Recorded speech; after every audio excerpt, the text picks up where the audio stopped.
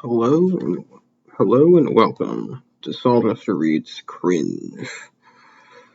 This had an actual title at some point, I think, but at some point I renamed the file to Cringe. So the actual title is Lost to Time.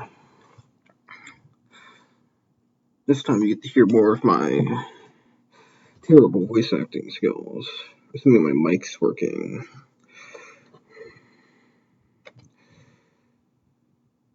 Oh, it's the wrong window to close. There we go. A thick, dark forest, with beams of light shining through the openings in the tall oak trees. The sound of leaves blowing in the wind can be heard. Hidden below the trees is a long gravel trail, slightly covered in leaves. An unrecognizable object can be seen down the trail. Several pieces of metal are in between the trees. Jack walked through the woods. He thought to himself, what am I doing here again? I mean, on my character chart thing, it says I'm looking for something. Jack continued thinking as he scratched at his brown hair, which his eyes matched. A beam of light lit up his pale skin. Then Jack started thinking to himself again. How does sunlight light up skin? That doesn't make any sense. Jack picked up a piece of metal and started walking again. Jack started stabbing at a tree with the piece of metal. He heard someone walking down the trail. Jack thought to himself, who could this be? Probably the antagonist. Then Mike came walking down the trail holding a crystal eye in his hand. Jack turned around to face Mike. Jack saw the eye in Mike's hand and thought, hey, maybe that's something I'm looking for. Maybe that's the something I'm looking for. Then Jack asked Mike, hey, can I have that eye? Mike replied, no. Jack responded by kindly hitting Mike with piece of metal and stealing the eye. Jack started running down the trail. Jack thought to himself, isn't the story over? I just knocked out the antagonist, thereby solving the conflict.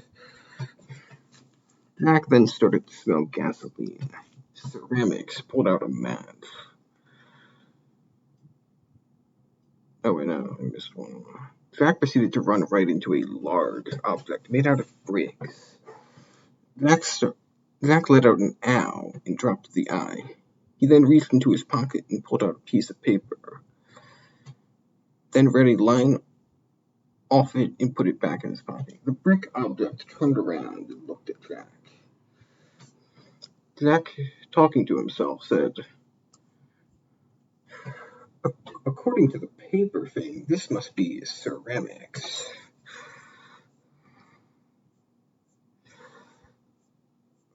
Jack started to smell gasoline. Ceramics pulled out a match. Jack stood up and said, hey, can't this wait till the climax of the story? I'm just saying that setting a fire doesn't feel very rising action-y, you know?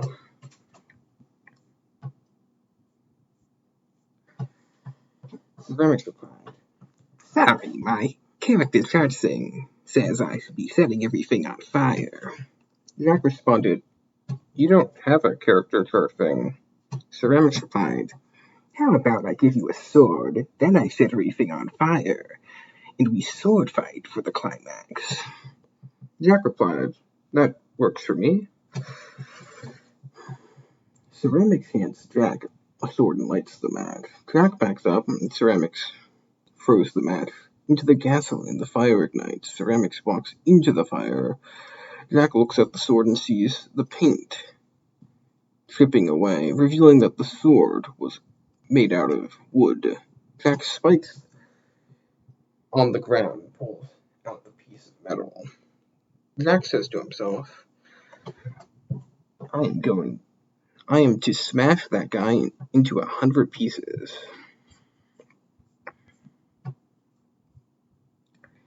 Zach, enraged, shoved the piece of metal through a tree and stomped on the broken crystal eye into more smaller pieces. Zach began to walk into the fire as his skin began to burn. He kept walking. The piece of metal began to heat up, turning orange. Zach felt a bite on his foot, but ignored it. Zach walked into a large gap in the trees. Well, Cremix cleared. I see you found my gifted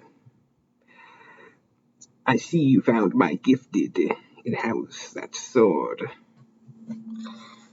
Ceramics pointed to the bear trap on Jack's foot. Jack ran at Ceramics, tripping on the bear trap. Jack got up and jumped onto Ceramics.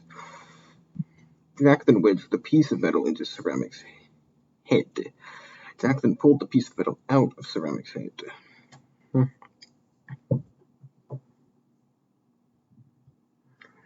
What do you think this is? You still need to have a dialogue interaction with me, you know, Ceramics said.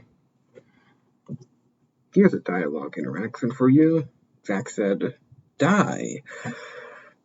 Jack stated out loud. Now that that's over, we can start the following action. Ceramics stood up. What is wrong with you? First you knock me out and steal the eye just to smash it to pieces. Then you set the place on fire, Mike stated. Ceramics said, Hey, I was the one who set the place on fire.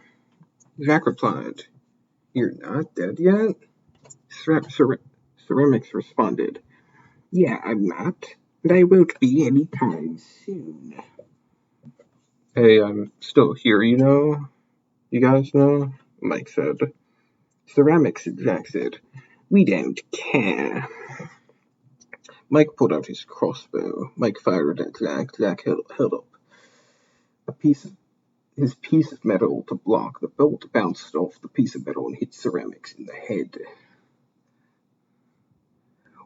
When Jack was distracted, Ceramics pulled out his sword and stabbed it through.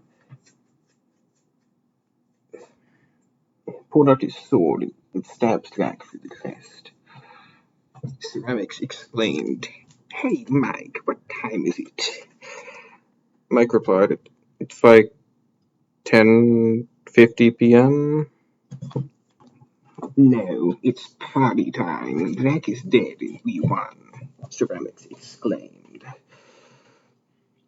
Mike replied, okay. Let us start the party in the following action, Ceramics said. I changed my mind, Ceramics said. Okay, Mike replied. About the party, right? Yes, Ceramics replied. In fact, I'm thinking of just ending this story in a cliffhanger just to end it, Ceramics said. Are you writing a book or something, Mike asked. Oh, I forgot you don't know that this is a story, Ceramics responded. What did you say? Mike asked. Yes, I'm writing a book, Ceramics said. Good point, Ceramics replied. But I don't care. Ceramics said, Since Jack is dead, and he was the protagonist, that means that you are the protagonist now. A smile lit up on Ceramics' face. Then Ceramics pulled out his blade and gave it a swing. Bye. This was a huge waste of time. This huge waste of time is now over, Ceramics said. And Ceramics is relatively right, because the story is now over. This one was marginally better than, like, the previous ones. It has, like, actual content to it. Still has, like, tons of grammar mistakes that are, like, incredibly noticeable. Even though every story I've written has those. I was gonna say something, but I kind of forgot about it. So I'm just gonna say the outro. That's all I have to say. May your day be at least mediocre.